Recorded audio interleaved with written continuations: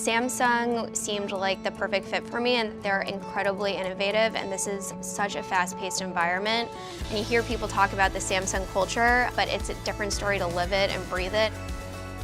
So I interned in the vertical industries team, and I was specifically focused on retail, and so my main project for this summer was to work on pop-ups. What I noticed right away on the B2B side is that people are really given the opportunity to take their ideas and make them a reality. So, somebody saw an opportunity in pop-ups and they thought, this could be really great for Samsung.